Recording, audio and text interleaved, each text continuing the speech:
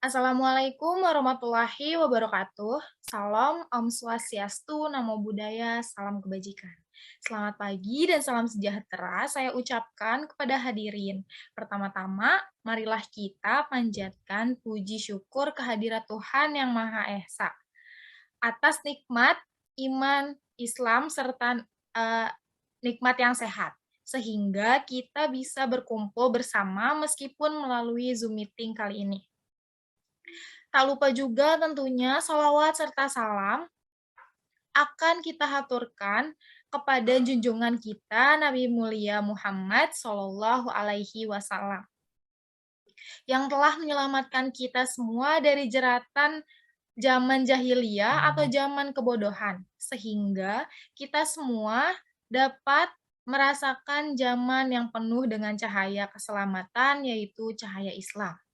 Hadirin yang berbahagia dan dirahmati Allah, Indonesia adalah salah satu negara yang memiliki kekayaan satwa liar tertinggi di dunia.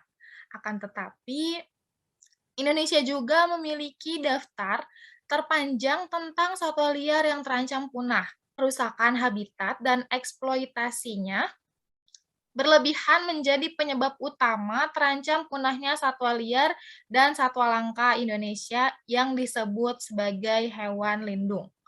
Kondisi ini semakin diperbanyak dengan masih lemahnya kesadaran masyarakat akan pentingnya pelestarian satwa liar atau satwa langka dan habitatnya. Pengaturan mengenai perdagangan terhadap satwa dilindungi di Indonesia telah dirumuskan dalam Undang-Undang Nomor 5 Tahun 1990 tentang konservasi sumber daya alam hayati dan ekosistemnya. Satwa yang dilindungi menjadi dasar bagi penegak hukum terhadap pelaksanaan tugasnya dalam menangani kasus perdagangan liar.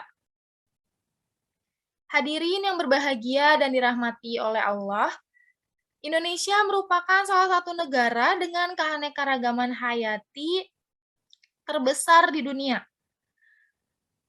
Namun, Indonesia juga merupakan salah satu negara yang menghadapi banyak kegiatan ilegal terhadap satwa liarnya.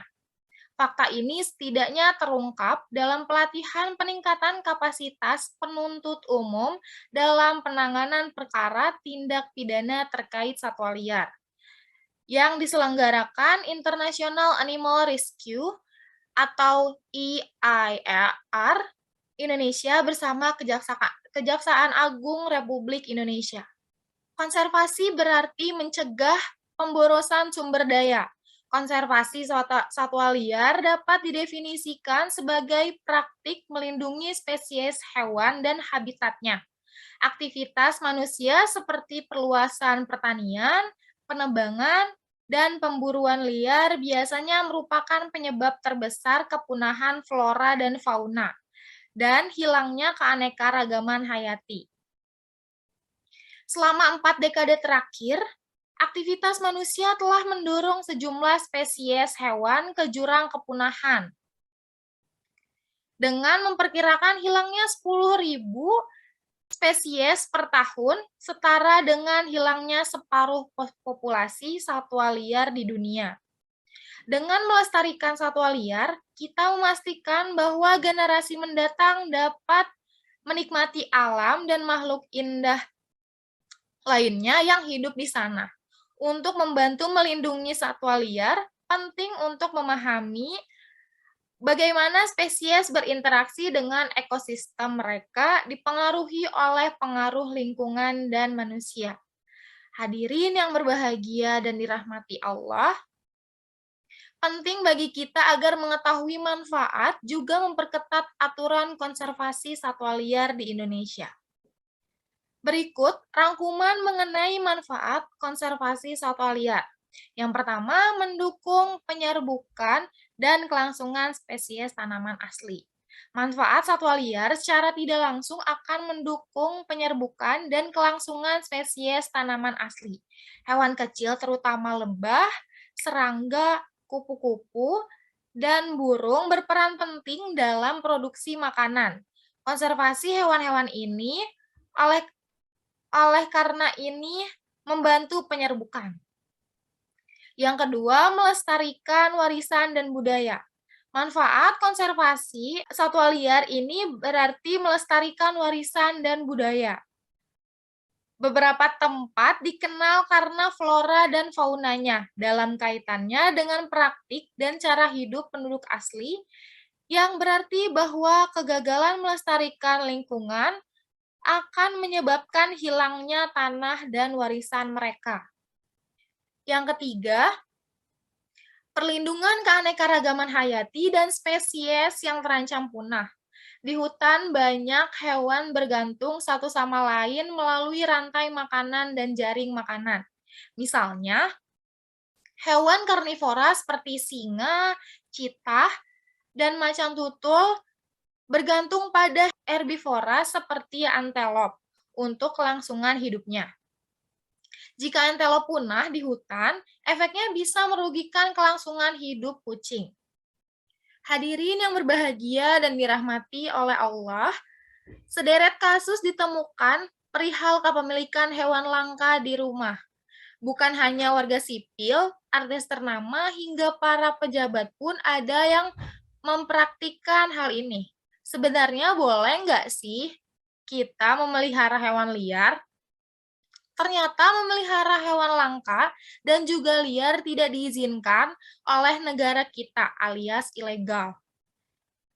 Hal itu pun sudah dituangkan dalam Peraturan Undang-Undang Nomor 5 Tahun 1990 tentang konservasi sumber daya alam, hayati, dan ekosistemnya. Jika melanggar, seluruh masyarakat Indonesia tanpa terkecuali akan mendapatkan hukuman berupa yang pertama, sanksi pidana bagi orang yang sengaja melakukan pelanggaran terhadap ketentuan sebagaimana yang dimaksud dalam pasal 21 ayat 2 adalah pidana penjara paling lama 5 tahun. Yang kedua, denda paling banyak sebesar 100 juta rupiah.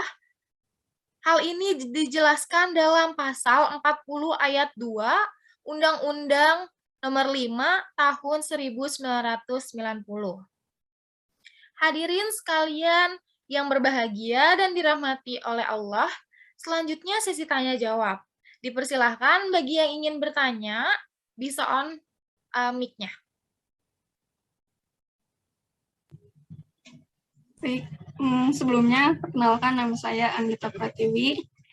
Izin bertanya, saya mempunyai 3 pertanyaan. Yang pertama, kenapa sih hewan liar tidak boleh dipelihara? Baik, pertanyaan dari Anggita Pratiwi, kenapa sih hewan liar tidak boleh dipelihara? Hewan liar bisa menularkan penyakit.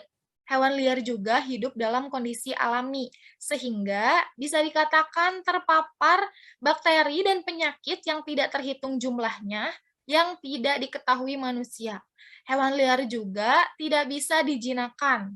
Yang terakhir, memelihara hewan liar dan terancam punah sebagai hewan peliharaan adalah ilegal. Nah, bagaimana Saudari Anggita? Apakah cukup jawabannya? Baik, cukup. Lanjut ke pertanyaan yang kedua. Hewan apa saja sih yang tidak boleh dipelihara? Baik, pertanyaan kedua, hewan apa sih yang tidak boleh dipelihara? Yaitu burung gagak yang putih punggung dan perutnya, tikus, burung raja wali, ular, hewan yang bertaring, dan jenis burung pemangsa. Apakah cukup? Cukup. Lanjut ke pertanyaan yang ketiga. Kenapa konservasi satwa liar itu penting? Baik, pertanyaan ketiga, mengapa konservasi satwa liar itu penting? Di antara peran paling mendasar dari manfaat konservasi satwa liar bagi manusia adalah untuk meningkatkan ketahanan pangan dengan melindungi habitat alami dari degradasi dan hutan dari deformasi. Ketersediaan berbagai produk pangan akan meningkat. Bagaimana Saudari Anggita? Apakah cukup? Baik, cukup. Terima kasih. Baik, terima kasih. Hadirin sekalian, karena sesi tanya jawab sudah berakhir, maka berakhir pula pidato saya kali ini. Demikian saja yang dapat saya sampaikan. Kurang dan lebihnya saya mohon maaf. Wabillahi taufik wal hidayah. Wassalamualaikum warahmatullahi wabarakatuh. Waalaikumsalam warahmatullahi wabarakatuh.